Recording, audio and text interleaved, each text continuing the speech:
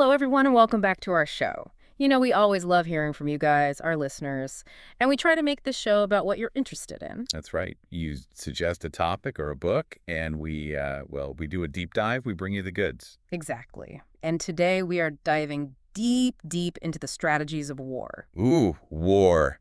Sounds intense. No, right?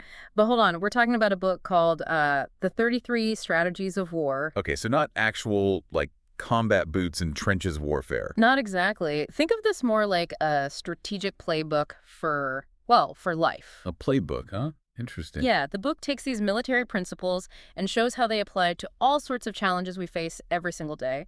Our mission, if you will, is to break it all down for you, give you the cheat sheet, Love a good cheat sheet. right, to uncover the key takeaways so you can use them in your own life, and maybe even have a few aha moments along the way. Aha, moments.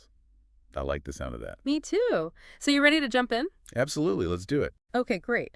So one of the first things that really jumped out at me from this book was this idea that, well, conflict is everywhere. Like it's just a part of life. It is, isn't it? Big or small, there's always some kind of push and pull. And the book starts off strong with this strategy called identifying enemies. Ooh, identifying enemies. Sounds a little aggressive, no? Maybe, but hold on. It's not about like having a list of people you want to take down or anything like that. Okay, good. So what's it about then? It's more about understanding the forces that are working against you, the obstacles in your path, the things or even people that are keeping you from reaching your goals. Ah, I see. So it could be anything from a tough competitor at work to those pesky negative thoughts we all have. You got it. The book talks about recognizing those signs, those patterns that tell you something's standing in your way. That makes sense. If you can't even identify the problem, you can't really solve it, right? Exactly. And here's where it gets really interesting. The book says we need to inwardly declare war. Declare war. On ourselves. Yes. Now that does sound a bit intense. I know, right? But think of it more like a call to action. It's about recognizing what you're up against and making a conscious decision to overcome it. So it's like saying, okay, I see you, self-doubt, I'm not going to let you win. Exactly.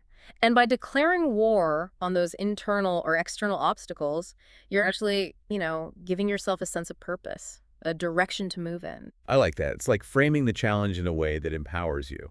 Instead of being a victim, you're taking charge. You got it. Yeah. And that brings us to the next strategy, the guerrilla war of the mind. Guerrilla war of the mind. Now that sounds like a battle I've been fighting my whole life. Right. This one is all about how our own thinking, our past experiences can hold us back. It's so true. We get stuck in these ruts, doing the same things over and over, expecting different results. And the book says that we need to wage war on those old patterns, on those limiting beliefs that are keeping us stuck. So we need to be a little more rebellious in our thinking. Exactly. Challenge the status quo, even in your own head. Don't be afraid to experiment, to try new things, to break free from those comfortable but limiting routines. This is making me think about all the times I've held myself back from trying something new just because I was afraid of failing. That's exactly what this strategy is about. It's about pushing past that fear, constantly questioning your assumptions, and being open to new ways of doing things. So we need to be more flexible, more adaptable in our thinking. Kind of like guerrilla fighters, I guess. Precisely. And, speaking of staying flexible and adaptable, that leads us to the next strategy, maintaining presence of mind. Presence of mind.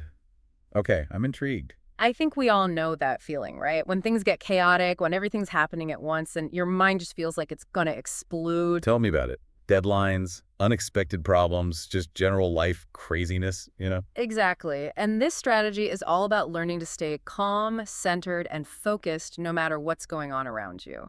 Okay, but how do you actually do that? That's the million-dollar question, isn't it?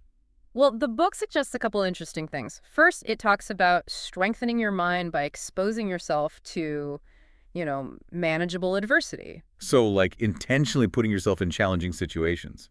In a way, yes. Not necessarily dangerous situations, but situations that push you out of your comfort zone and force you to think on your feet. That makes sense. The more you practice dealing with pressure, the better you become at it. Right. And then it also talks about the importance of detachment. Detachment, like emotionally detaching from the situation. Exactly. Learning to observe what's happening around you without getting swept up in the emotion of it. It's about maintaining that inner peace. That reminds me of a story in the book about, was it a tea master? Yes. The tea master and the samurai. That's the one. The samurai's all riled up, ready to fight, and the team answer just stays completely calm and collected. And that calm demeanor actually disarms the samurai, right? Yeah, It's a perfect example of how powerful inner peace can be. it's pretty incredible. It shows how presence of mind can actually diffuse a volatile situation. And the book makes a point that we can cultivate this kind of calm in our everyday lives too. It is a practice. It's not something that happens overnight. But the more we can train our minds to stay focused and grounded, the better equipped we are to handle whatever life throws at us. Kind of like Franklin D. Roosevelt, who, as the book points out, dealt with some pretty major crises during his presidency. Absolutely. And the book really emphasizes this point about cultivating that inner strength, that resilience, to face those challenges head on. And speaking of facing challenges head on, the next strategy is creating urgency and desperation. Urgency and desperation. Now, those sound like two things I try to avoid in my life. I hear you, but this strategy is about, well, using that sense of urgency as a motivator. A motivator, how so? The book argues that we often sabotage ourselves by procrastinating, by hesitating, by being afraid to take risks. Oh, I know that feeling all too well. Procrastination is my middle name. Right. But this strategy is about shaking ourselves out of that complacency, about pushing ourselves to act decisively. It even talks about the concept of death ground. Death ground. That sounds pretty dramatic. It is a powerful image. But it's not about actually putting yourself in physical danger. It's about creating a situation where you have no choice but to move forward, where backing down is simply not an option. So it's like a mental game you play with yourself to force action. Exactly. And the book gives some great examples like Lyndon B. Johnson and his all or nothing gamble on a single congressional race. And Ted Williams, the baseball player, Yeah. right. He seemed to thrive on conflict. He did. He used those clashes with the press to fuel his performance. And then there's Napoleon. He never let himself get comfortable. He was always looking for the next challenge. So they all found different ways to create that sense of urgency, that pressure to perform. Exactly. And sometimes that's what it takes to really push ourselves to our limits. But, it's not always about being on the offensive. Sometimes the best strategy is a more defensive one. Oh, you mean like the next strategy, deterrence? You got it. This one is all about preventing conflicts before they even start. Okay, that sounds a lot less stressful. How do we do that? Well, the book suggests that one way is to build a reputation that makes others think twice before challenging you. So like being known as someone who is not to be messed with. Exactly. It even says that cultivating a bit of an unpredictable image can be helpful. A little bit of mystery, a little bit of danger. I can see how that would be effective. Keep people guessing. Exactly.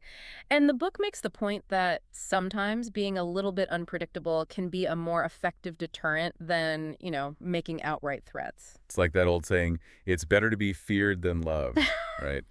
Well, maybe not quite that extreme. Oh, But the idea is to project an aura of strength and confidence that makes others hesitant to engage in conflict with you. makes sense. And on that note, what about non-engagement? That seems almost counterintuitive in a book about war. It does, doesn't it? But this strategy is all about recognizing that sometimes the best course of action is to simply not engage. So like knowing when to walk away from a fight. Exactly. The book argues that retreating in the face of a stronger opponent can actually be a sign of strength. It gives you time to regroup, to reassess the situation, and maybe even find a more advantageous time to engage later. Ah, so it's about picking your battles wisely. Not every fight is worth fighting. Precisely. And that can apply to so many different situations in life.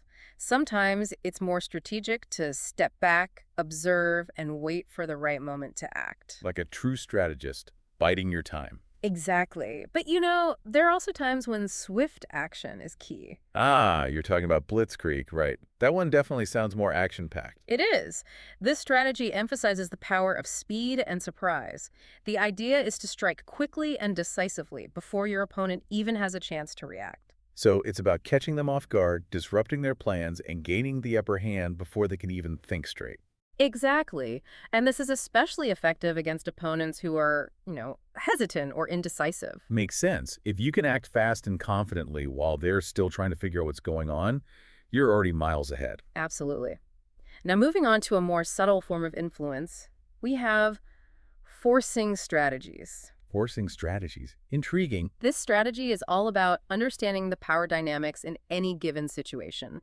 It suggests that we are all constantly trying to exert control to influence others, whether we realize it or not. So it's about being aware of those subtle power plays and using them to your advantage. Exactly. But it's not about being manipulative or controlling. It's more about being strategic in how you shape the interactions you have with others. So like instead of trying to dictate every little thing, you focus on creating a situation where the outcome you want is the most likely one. You got it.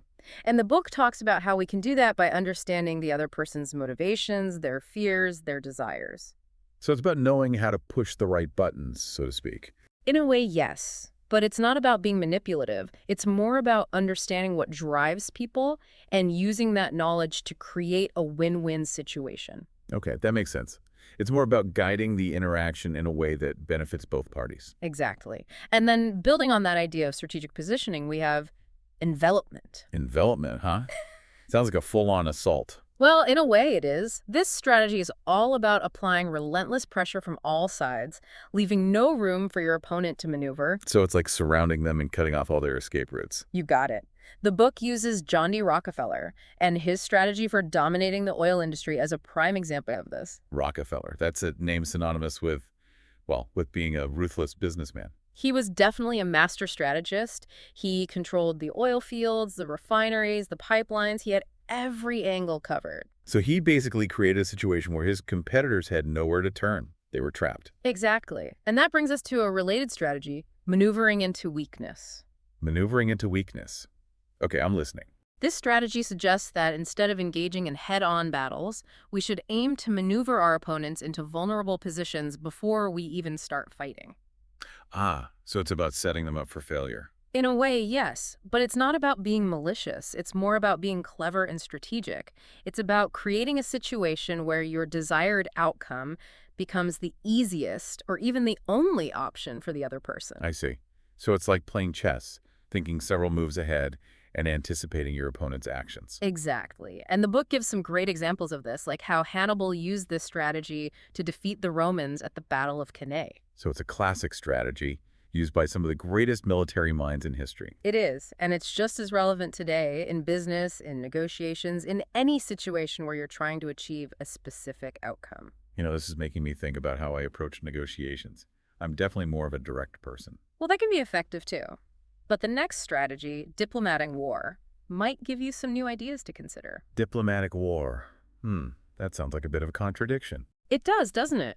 But the idea is that even in negotiations, there's a constant push and pull, a strategic element at play. So it's like you're trying to be diplomatic, but you're also aware that there's a power struggle going on. Exactly. And the book suggests that one way to gain an advantage is to, well, to maintain a constant state of negotiation while you're also pressing forward with your objectives. So you're always talking, always trying to find common ground, but you're also not afraid to make bold moves. Exactly. The book also talks about how building a reputation for being tough, for being someone who doesn't back down easily, can be helpful in negotiations. Okay, that makes sense. It's like you're showing that you're willing to fight for what you want, but you're also open to finding a mutually beneficial solution. Precisely. And speaking of finding a solution, the next strategy is one that I think is often overlooked, the exit strategy. The exit strategy. That sounds more like something you'd need for, well, a heist movie. It might sound that way, but it's actually a crucial part of any successful strategy. How so? Well, the book makes the point that you are often judged not just by your victories, but also by how well you end things. So it's not enough to just win. You have to win gracefully. Exactly.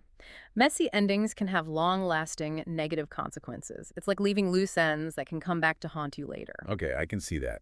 But how do you ensure a clean exit? Well, the book suggests that the key is knowing when to stop. And that means having a clear plan in place from the very beginning.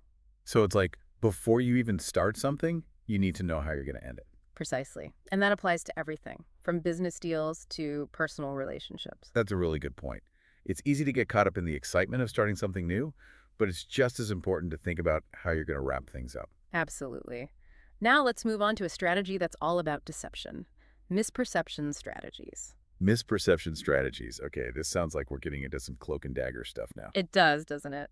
But these strategies are all about shaping how your opponent sees the situation. So it's about controlling the narrative, making them believe something that might not be entirely true.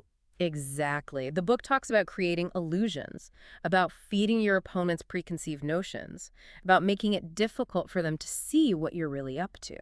So it's like playing mind games with your opponent, making them doubt their own perceptions. In a way, yes. And the book gives the example of the elaborate deception campaign the Allies used during World War II to mislead the Germans about the D-Day landings. Wow, that's a pretty high-stakes example of misdirection. It is, but it shows how powerful these strategies can be. And it's not just about war. These principles can be applied in all sorts of situations, from business negotiations to personal relationships. I'm starting to see how these seemingly military strategies can actually be useful in everyday life. It's all about understanding the psychology of conflict, isn't it? You got it. And that brings us to another strategy that plays with expectations. The ordinary, extraordinary strategy. The ordinary, extraordinary strategy. Okay, that's a new one. This one is all about surprising your opponent. The book suggests that you first establish a predictable pattern or image. So you lull them into a false sense of security, make them think they know what to expect. Exactly. And then you hit them with something completely unexpected, something extraordinary. So it's about using the element of surprise to your advantage. Precisely. And the book gives the example of Hannibal's surprise attack on the Romans at the Battle of Cannae. Hannibal, he was a brilliant military strategist. He was. He used this strategy to completely outmaneuver the Romans, who were expecting a more conventional attack. So he basically turned their expectations against them. Clever. Very clever, and that's the key to this strategy, disrupting your opponent's expectations and using that disruption to gain an advantage. I like it. It's about being creative, thinking outside the box, and not being afraid to shake things up a bit. Exactly. And speaking of thinking differently, the next strategy shifts our focus to a more philosophical approach. Worshiping Athena, not Ares. Worshipping Athena, not Ares. Okay, now we're getting into Greek mythology. We are, but there's a really interesting point here. Athena, she was the goddess of wisdom, of strategic warfare. Ares, on the other hand, was the god of brute force, of chaotic battle. So it's about valuing strategy and intelligence over just raw power. Exactly. The book argues that we should strive to be more like Athena.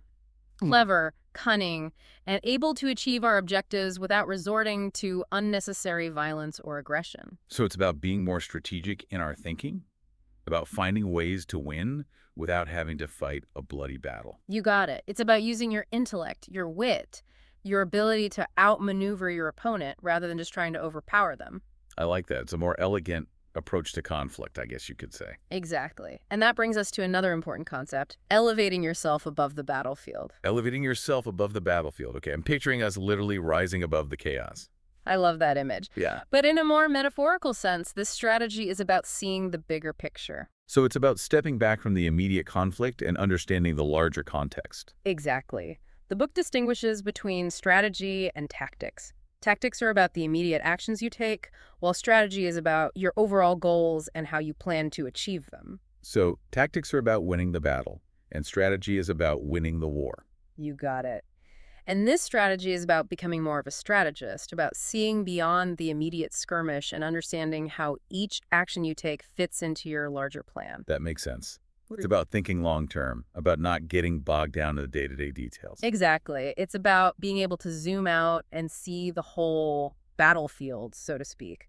And, speaking of battlefields, the next strategy highlights a really important aspect of any large-scale conflict, the importance of public and political support. The importance of public and political support. Okay, this is interesting. So it's not just about the military actions themselves. It's not. The book makes the point that wars, and really any significant endeavor, cannot be won without the support of the people. That makes sense. You need the resources, the manpower, the morale. Exactly. And the strategy talks about how to gain that support, how to frame your cause in a way that resonates with people. So it's about winning hearts and minds, not just battles. You got it. The book even talks about how choosing the right enemies, those who can be easily demonized, can be a strategic advantage. That's a bit Machiavellian, isn't it? But I can see how it would work. It can be a powerful tool. And the book also talks about the importance of using all available media to your advantage to shape the narrative and sway public opinion. So it's about controlling the message, about making sure that people see things from your perspective. Exactly. And that brings us to a strategy that's all about using unconventional tactics. Guerrilla warfare principles. Guerrilla warfare principles. Okay, I'm ready for some action. This is where things get a bit more, well, unpredictable. Unpredictable. In what way? Well, guerrilla warfare is all about avoiding direct confrontation. It's about using surprise attacks, operating in small, mobile units, and wearing down your opponent over time. So it's like a David and Goliath scenario, where this smaller, weaker force uses unconventional tactics to defeat a larger, more powerful enemy. Exactly. And the book gives some great examples of this, like the strategies used by T.E. Lawrence in the Arab Revolt and by the North Vietnamese Army during the Vietnam War. So it's a strategy that has been used effectively in real-world conflicts. It has. And while we're not advocating for actual guerrilla warfare, the principles behind it can be incredibly useful in other contexts. Like in business, for example. Absolutely. Think about startups that disrupt established industries. They often use guerrilla marketing tactics to get noticed and gain market share. That's a great analogy. They're nimble, adaptable, and they're not afraid to break the rules. Exactly. And speaking of thinking outside the box, the next strategy takes us in a completely different direction. The inner front strategy, also known as the blooming lotus. The blooming lotus. Okay, that sounds a lot more peaceful than guerrilla warfare. It is. This strategy is all about finding your opponent's weak spot, their vulnerability. And then exploiting it. In a way, yes. But the book suggests that the most effective way to do this is not through direct attack, but through a more subtle approach. It's about focusing your energy on the core, the center of your opponent's power. So it's like finding the one thing that holds the whole system together and targeting that. Exactly. And by doing so, you can create a ripple effect that weakens the entire structure from within. That's a pretty powerful image. It's like a virus that spreads throughout the system, slowly but surely bringing it down from the inside. Precisely. And then the book offers a word of caution with the next strategy, the trap of simplification. The trap of simplification.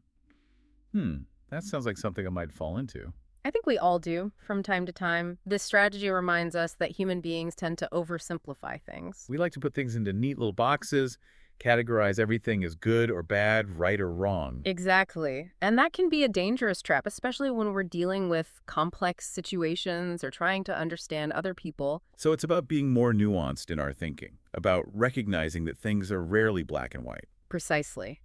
And that can be a challenge because our brains are wired to look for patterns, to simplify things. It takes conscious effort to resist that urge to oversimplify, to really try to understand the complexities of a situation. It does. But it's an effort worth making because oversimplification can lead to misjudgments and bad decisions. You know, this makes me think about all the times I've jumped to conclusions about someone or something without really understanding the full story. We've all been there. And that brings us to the final strategy we'll be discussing today, sowing uncertainty and panic. Sowing uncertainty and panic. Okay, that sounds a bit ominous. It does, doesn't it? Yeah. But this strategy is about understanding the power of fear. The book argues that sometimes the most effective way to defeat an opponent is not through direct confrontation, but by creating a climate of fear and uncertainty. So it's about using psychological warfare to break down your opponent's morale. Exactly. And the book gives some pretty chilling examples of this, like the tactics used by terrorist organizations. Wow, that's a pretty extreme example. It is. And it's not something we condone, of course, but it does illustrate the power of this strategy. When people are afraid, when they feel like they're constantly under threat, it's hard to think clearly and make rational decisions. So it's about exploiting that fear, that sense of vulnerability, to your advantage. In a way, yes. And while we don't recommend using these tactics in your everyday life, it is important to be aware of them and understand how they can be used against you. That's a sobering thought. It makes you realize that sometimes the most dangerous battles are fought not on the battlefield, but in the minds of the people. You got it. And that brings us to the end of our deep dive into the 33 strategies of war. Wow, that was a lot to take in. It was, but I hope you found it as fascinating as we did. I definitely did. It's amazing how these principles, though they were developed in the context of war, can be applied to so many different areas of life. Exactly. And I think the key takeaway here is that strategy is all about thinking ahead, about understanding your opponent, and about using your strengths to your advantage. And not being afraid to be a little bit unconventional. Right, absolutely. Now, we just scratched the surface of this book. There's so much more to explore. And we encourage you to do just that. Pick up a copy of The 33 Strategies of War and see how these principles can help you navigate the challenges you face in your own life. And as always, we want to hear from you. What are your thoughts on these strategies? How have you used similar tactics in your own life? And what other books or topics would you like us to delve into in future deep dives? Let us know. We love hearing from you guys, and we're always looking for new ideas to explore. Until next time, stay strategic. And stay curious. See you soon.